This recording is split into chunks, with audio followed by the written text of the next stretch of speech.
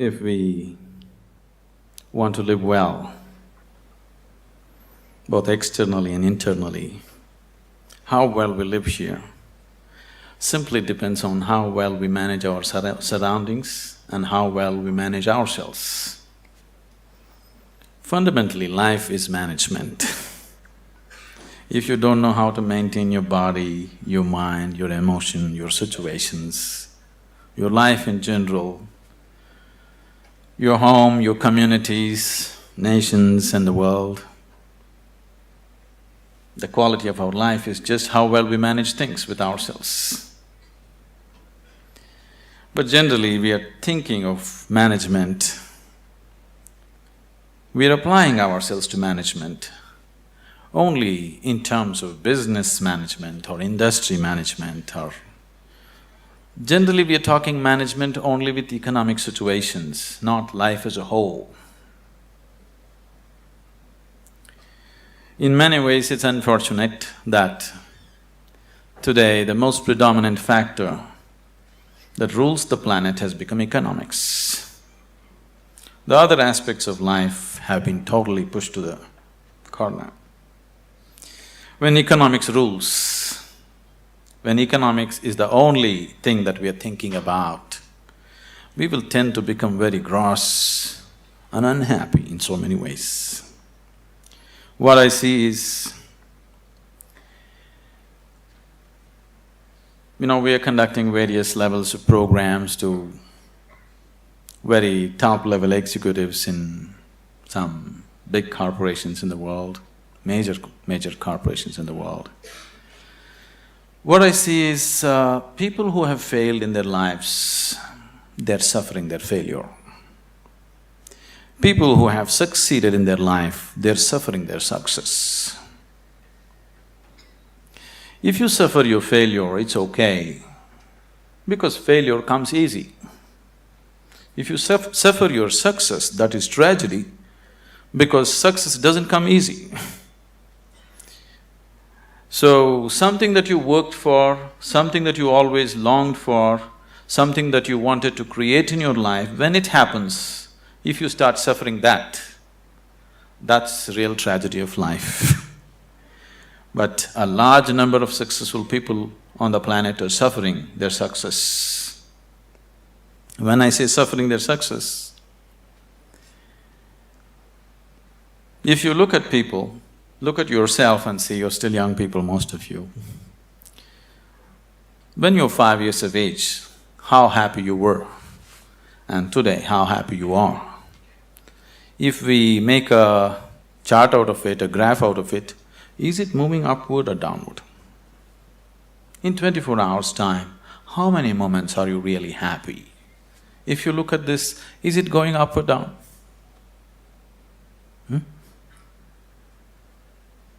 Is it going up or down? Down. So that means you're a bad manager. Because after all, everything that you did in your life is in pursuit of happiness, isn't it? All that you're doing in your life, you're doing it because you believe that is your happiness. You educate yourself, you pursue careers, you build families, you run after your ambitions. So many things you do because somewhere you believe fulfilling those things will bring you happiness. After doing all that, if happiness is not multiplying, it is going down, that means you are a bad manager of yourself. Anybody who does not know how to manage his own body, his own mind, his own emotion and his energies, if he is managing outside situations, he is only managing them by accident, not by intent, the way he wants it. Because if you do not know how to manage your mind, how to manage your energies, how to manage your interiority, managing the outside is bound to be accidental. When you manage situations by accident, you exist as an accident. When you exist as an accident, you are a potential calamity. When you exist as a potential calamity, being anxious all the time becomes a natural part of life. Anywhere you go today, people are talking stress management. Especially a few years ago when I first went to United States, wherever I go, people were talking stress management. I could not understand why anybody wants to manage his stress. I can understand you want to manage your business, your finance, your family, your property, whatever, but why would you want to manage stress? It took me a while to understand these people have come to the conclusion that there is no other way to live. Somehow people have come to the conclusion that if you do things in the world, you're bound to be stressful. One is not stressful because of what they're doing. One is stressful because he's a bad manager of himself. He doesn't know how to manage his own systems. That is why he's stressful. It is not the nature of the job which makes one stressful. You ask a chaparasi, he is also stressful. You ask the top executive, he is also stressful. Everybody believes their job is stressful. No job is stressful. If you have no control over your own systems, you will be stressful. Whether you do something or you don't do anything, isn't it so? See, management means… fundamentally, management means we want to decide the course of our destiny. That's management, isn't it? We don't want to live here by accident. We want to take our lives where we want to go. That's management, isn't it so? If you're managing by accident, you are not a manager. Without you, things will run better. So once you say, I'm a manager, that means somewhere you have decided that you want to go in a particular way. You want to have a certain kind of situation, both inward and outward. So everybody is a manager in his own capacity, but in different levels and different types. Whether you manage a kitchen where you cook for 4 people, or you manage a large industry where 10,000 people work, fundamentally, if you want to have a good kitchen or a good industry, you must be a good manager of that situation, isn't it? So whether you're managing a little kitchen or a large industry, if you want to manage outside situations, generally you will have to manage material and people around you. If you have to manage 10 people or 10,000 people around you, you have to manage 10 minds or 10,000 minds around you. But if you have no management over your own mind, you managing 10,000 minds is going to be a disaster. In the process of doing something, if we are destroying human beings, which is happening right now, in the process of managing a situation, the man is broken, then this kind of management is no good, because after all, every management that we do is only for human well-being. If we are doing management for human well-being, in the process of doing something, in the process of managing situations, it is not only about producing something or making profit. Human beings should rise to their full potential. If we manage a situation properly, in simple process of working, you and the people who are working with you should be able to raise to their full potential. When I say rising to full potential, not just work potential, but as human beings, they must be able to rise to their full potential. If people work together, then people should be able to rise to the peak of their love, peace, compassion within themselves. If this doesn't happen, then it's bad management, because all management, the basic intent is human well-being. If that is not happening, you're just producing something, you're making little profit, but human beings are getting broken in the process, it doesn't mean anything. So if this kind of management has to happen, that just in managing a business, you find people around you raise to their peak, then you have to spend a certain amount of time in focusing on your inner management. If this doesn't happen, you will only manage situations by accident. A lot of people have understood management as a way of throwing their weight around. Can I tell you a joke? Are you okay? On a certain day, a lion was really feeling great within himself. He just was walking and a little rabbit was going, he caught him.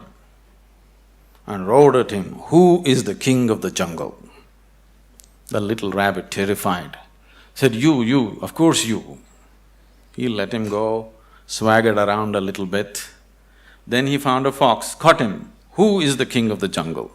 "Oh my lord, it's you, of course, nobody else but you." Then he swaggered around a little bit, caught a few more animals, everybody screamed out of fear, "You are the king of the jungle." Then he was in full swagger, like a manager. King of the jungle Walked into a clearing in the jungle, there was a huge tusker standing. He went, stood in front of him and asked, "Who is the king of the jungle?" The tusker took his trunk, rolled him up, picked him up, twirled him around, smashed him to the ground. His back broke. Then the lion said, "You could have just told me."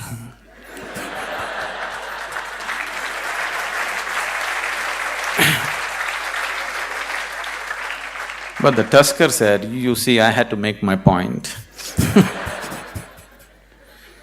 So, lot of people generally are thinking management means just throwing their weight around.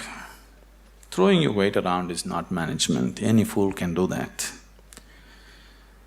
If you manage a situation, not just things happening there, people should feel elevated, just being in that space. Otherwise, it is not management. Above all, if you go to your place and you manage a situation, you must feel wonderful being there. If that doesn't happen, you are not a good manager. So if this has to happen, you need an inner dimension. When I say inner dimension, what is inner dimension? When I say inner, I'm not just talking about the body or the mind, because both this body and mind you gathered from outside in certain ways, isn't it? For example, this physical body, when you were a child, this body was only this much. Now it's become this much. How did this happen? How did this happen? That's a question. How did this happen? You grew up, how did it happen, I'm asking?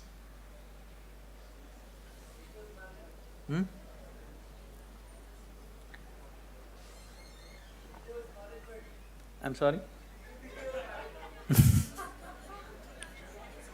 How did it happen? How did all this body happen?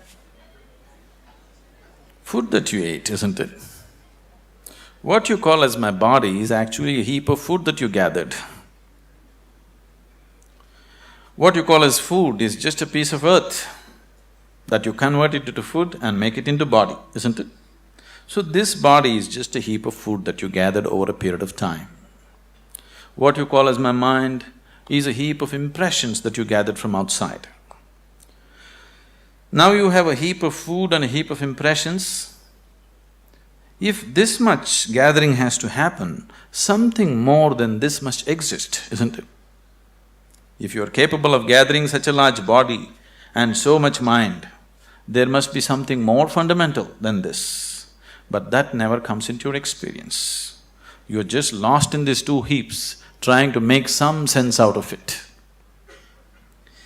Now, as there is a science, as there is a management science for external well-being, there is a management for science for inner well-being. It is just that most of the time we have not approached it scientifically, we're just believing by doing something, somehow everything will be okay. Right now, people are thinking by educating themselves they will live happily ever after, which you will discover after some time it's not so. By getting a job, they think they're going to be happy ever after, which you will discover it is not so. By making money, you think you're going to be happy ever after, you will discover it is not so. Somebody thinks by getting married they're going to be ever after, and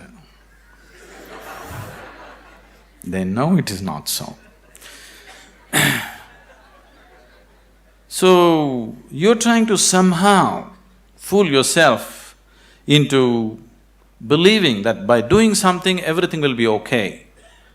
Though repeatedly it has let you down, still you believe that something else, some other miracle will make everything okay.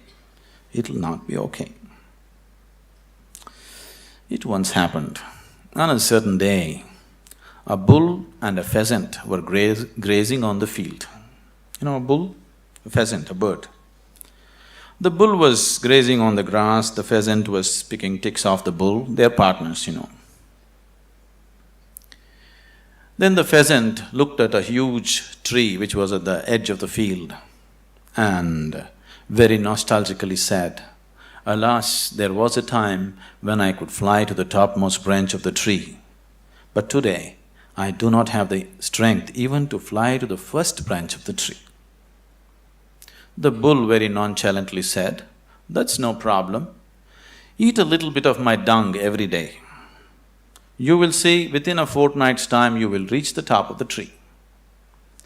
The pheasant said, "Oh, come off it. How is that possible?"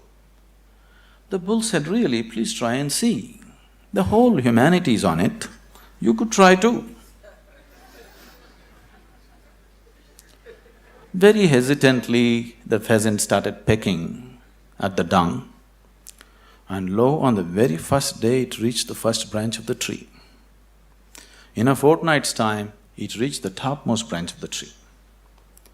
It just went and sat on the topmost branch and just looking at the scenery, enjoying it. The old farmer saw a fat old pheasant on the top of the tree. He took out his shotgun and shot him off the tree. So the moral of the story is, even bullshit can get you to the top, but never lets you stay there.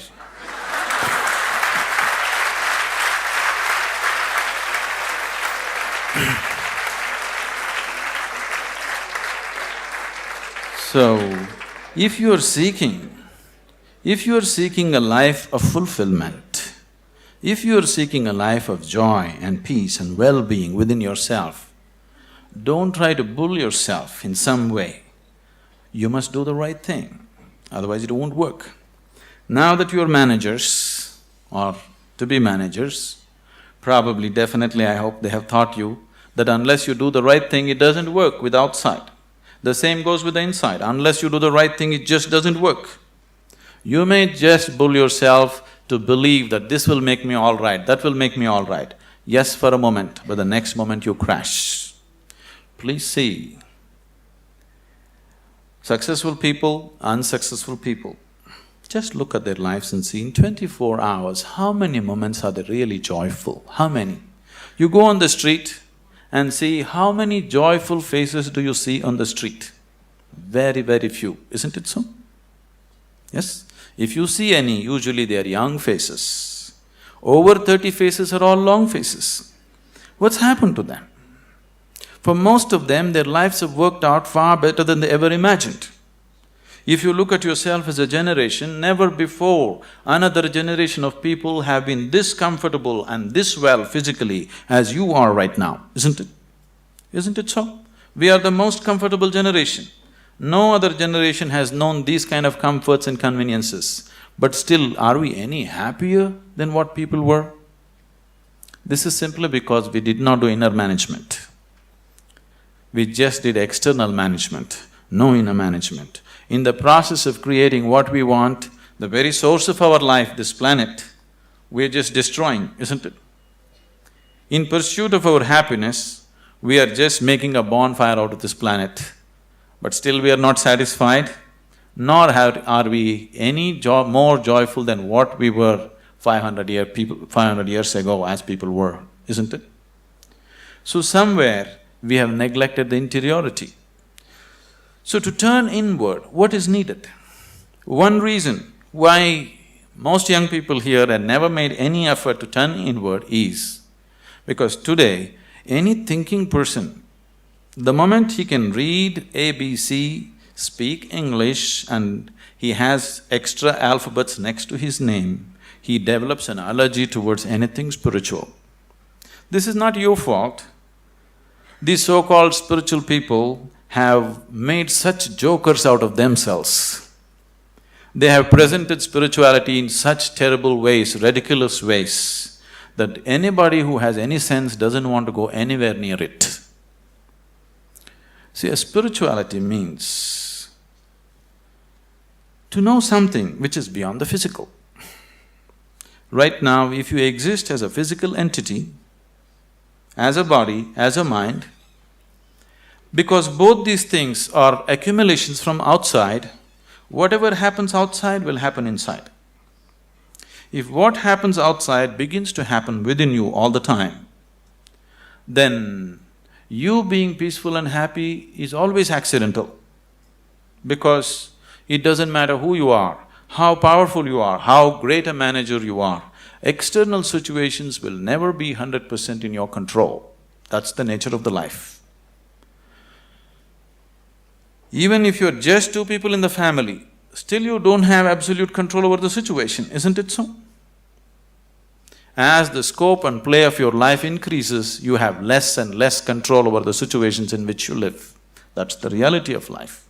So if whatever is happening outside is happening within you, you being peaceful and happy in your life is a faraway thing, it's never going to happen. Only when a person begins to experience a dimension beyond the physical within himself, then he can play with the physical world whichever way he wants. He can do the best that he can do with the outside world, but the interiority is undisturbed, always the way you want it. The outside world will not happen the way we want it 100%. At least the inner world should happen the way we want it, isn't it so? Isn't it so? The outside will never happen 100% the way we want it. That's the reality of life. But at least this one should happen the way we want it. If this is also not happening the way you want it, if your body, if your mind, if your emotions, if your energies are not functioning the way you want it, then this is the worst kind of slavery, because somebody else decides what should happen within you.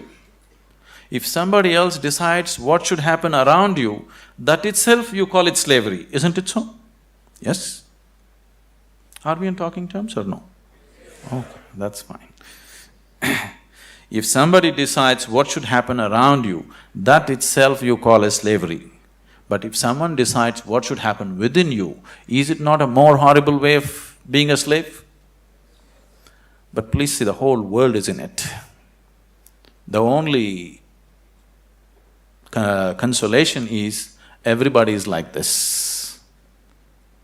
Now that you're learning management as a science, I would like you to understand there is a whole science of inner management. If you don't learn that, you may manage businesses, you may manage industry, but still you will not live a life of fulfillment and well-being. If you want to live a life of fulfillment and well-being and offer the same to people around you, it's extremely important you know what it means to manage your interiority.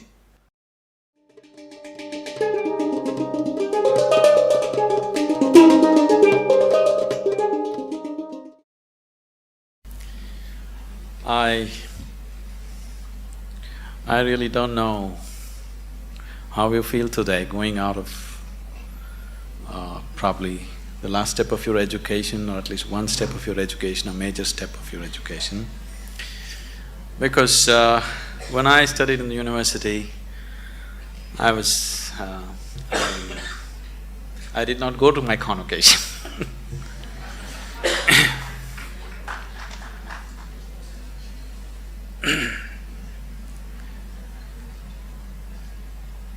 Somewhere, right from my childhood.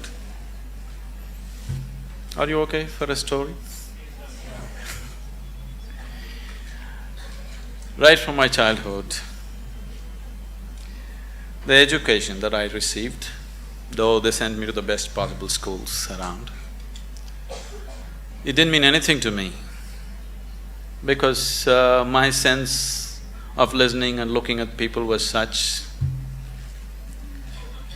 When the teachers were talking whatever, chemistry, biology or mathematics, one thing I could clearly see was whatever they were saying didn't mean a damn thing to them. And I was not willing to listen to anything from somebody who is talking something which doesn't mean anything to him. So, I always looked at the teacher. If he put his heart into it, I'm willing to be there. Otherwise, I'm out.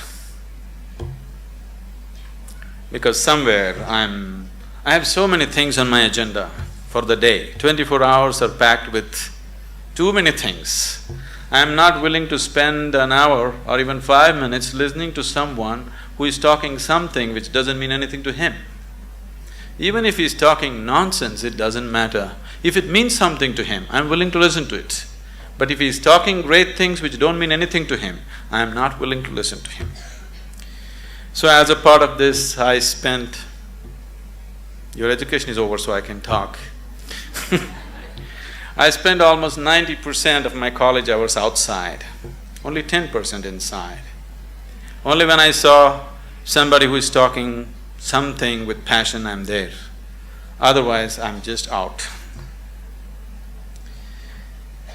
Now, this education, I'm repeatedly telling Dr. Majumdar and a few other people around here, I'm happy to see somebody's talking with some passion about what they're doing.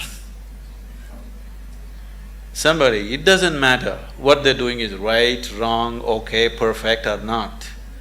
But someone has put his heart into it, it's okay, because human lives becomes beautiful not because we do the right things. Human lives become beautiful because we put our heart into what we're doing. It doesn't matter what we're doing, whether we are sweeping the floor or managing the country or what we are doing, if we are putting our heart into what we are doing, it's beautiful to be doing that activity. So I think it's a fortune that I've just seen a few people, I hope everybody here is putting their hearts into what they're doing and living in an atmosphere where people are passionate about what they're doing itself is highly enriching. Now that you're stepping into the world, not that you don't know, but anyway, now you're stepping into the world in a different dimension than the way you have been till now. Once you step into the world, there's going to be a lot of filth. There is corruption, there is nonsense, there is so many things happening everywhere. There are some set of people, a certain set of people, who will develop an allergy for this filth. They can't stand it. They usually run to the Himalayas because they're allergic to filth, they can't take it. They want everything pure. But such a thing will not happen because the filth of the world has one way or the other has entered our minds. Whether we empower that filth or not is all the option that we have. But we cannot avoid filth, it is there. All the nonsense that can happen in the world, you know in your head, isn't it? So one set of people develop allergy and try to run away, which they can never do, really. Another set of people, a large segment of people, unfortunately, have come to their own kind of philosophies. Anyway, world is full of filth, let me also become filth. So they have joined that, they have merged into the filth. What we call as filth can also be great manure, Indian spirituality has always used lotus as a symbolism. A lotus flower has always been the main symbolism for Indian spirituality. Why a lotus flower is? A lotus flower grows best where the filth is thick. This filth which is stinking, which you can't bear, has transformed itself into a fragrant, beautiful flower. This option also is with us every moment of our life. If the atmospheres that we live in make us… we cannot call ourselves managers. If we make the atmospheres that we live in, only then we can call ourselves managers. Being a manager means that we are going to create whatever we see as the most beautiful thing to happen right now. Allowing situations to create you is not management at all. Creating the situations that we want is management. As many of them have said many things, this process of education, there is a certain acceleration now that education is over, you're stepping into a new dimension of life, the excitement, and it's always beautiful to step into something new that you believe is going to be wonderful. But what we have seen with life with most people is, now let's say somebody got a job, the first day when they went and sat behind this table was the most fantastic place in the world. But within a few years, behind the same table, they're manufacturing blood pressure, diabetes, ulcers and whatnot. This is not because there is something wrong with the jobs that we do. This is not because there is something wrong with the world that we live in. It is simply because we have not paid sufficient attention to ourselves. We have paid too much attention to what is outside. To succeed in the world, people are always thinking, great aspirations will make you successful. Aspiration is just an initial starting point. Just because you aspire for success, just because you aspire for prosperity, just because you aspire for well-being, it doesn't happen.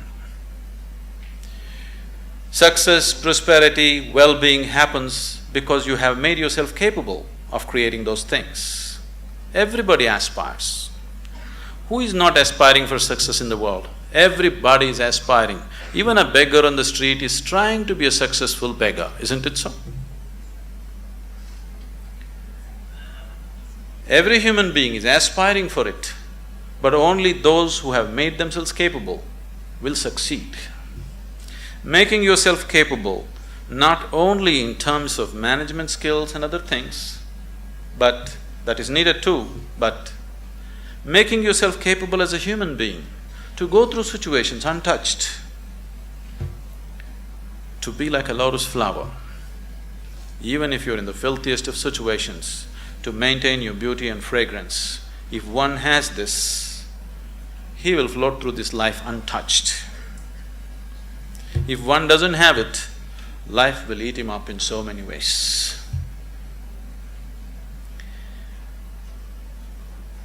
It's my wish and my blessing that this new set of managers will manage this world, this country, this community, and the business and commerce, which is part of our existence today in the world, in a much better way than the previous generations of people have done, because externally we are better equipped than ever before. If we make a little effort, it's a fortune that an institution has made an effort to equip you internally to whatever extent it was possible for them. If you equip yourself for internal management also, I'm sure that this group of people and many more who will pass out of this institution should definitely manage this world, this nation and the communities much, much better than the way it's been done till now. When it comes to management, there's no such thing as perfect management. It is just that if people give themselves absolutely to what they're doing, things will happen. Right now, the Isha Foundation, Dr. Karthikeyan, after seeing what's happening there, that's how he's been into this. It is run by all young people, the whole foundation. We have hundreds of centers in India and outside the country. Everything is managed by very young people. People who have been with us for 14, 15 years, they are just in their early 30s now. Very, very young people. No senior people, no experienced people, just young people, raw hands. I took this as a challenge to make it happen through them, not using any kind of experience. I'm not against experience, I'm not against that, but I wanted to make a statement that incredible things can be done, not because we know how to do it. Incredible things can be done simply because we are committed that we want it to happen, that's all. Today, this has grown into a voluntary organization with over 200,000 active volunteers around the world. And we have taken enormous projects of social significance. All these things are handled by volunteers. They're not paid for it, they spend from their own pockets and do things. And you need to understand, managing these people, managing volunteers is much more difficult than managing paid employees, because you can't fire them. You can never fire them for inefficiency or indiscipline or whatever, because they're there on a voluntary basis. So, people who manage these situations, very young people without any qualifications, they are such fantastic managers of people. The way they manage the situations, the way they conduct thousands of people has set such a exemplary example in the community there. I would take this opportunity someday that when it's possible you visit Isha Yoga Center as to how things are managed, so simply, because management doesn't come… I know you need to learn about finance, this, that, banking and those kind of things, but fundamentally management is your ability to be capable of inspiring people to do their best. And that's all we can do. If everybody around us are doing their best, that's the best possible management that can happen. So this is not going to come with manipulation, this is only going to come with dedication, this is only going to come with love, this is only going to come because you are willing to give yourself 100% to the person who is next to you at that moment. Oh, is all this possible? Is it not all utopian? You think this is the reality in the corporate sector? I'm telling you, we are working in the prisons, we are working in rural areas, we are working with major corporations in the world. It doesn't matter what kind of person you meet. If you just learn to touch the core of his humanity, then you see every human being is willing to do his best for you, always. If you just learn how to touch the very core of a human being who is around you right now, you will see everybody is willing to lay their lives down for you. Only if people around you love you and they want to do the best for you, you will not get ulcers doing management. If people around you are trying to pull you down, you will anyway get ulcers trying to manage situations. Isn't it so? If you do not create the people who truly love us and wanting to give their best, then management is going to be a pain. Management is going to be a huge suffering.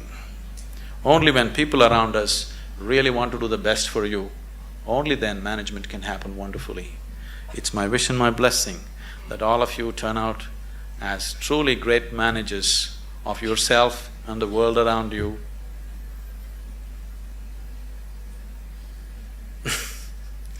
Our lives become beautiful not because of what we do. Our lives becomes beautiful simply because we have included everybody around us as a part of our dream of well-being. I hope all of you become truly successful and well. In whatever way, with inner technologies, if you need any help, we are always available to you. It's been a joy to be here in this institution. I've been to any number of colleges. People are the same, but creating an institution with some sense of commitment for inner well-being in today's world is… I'm too happy. Thank you.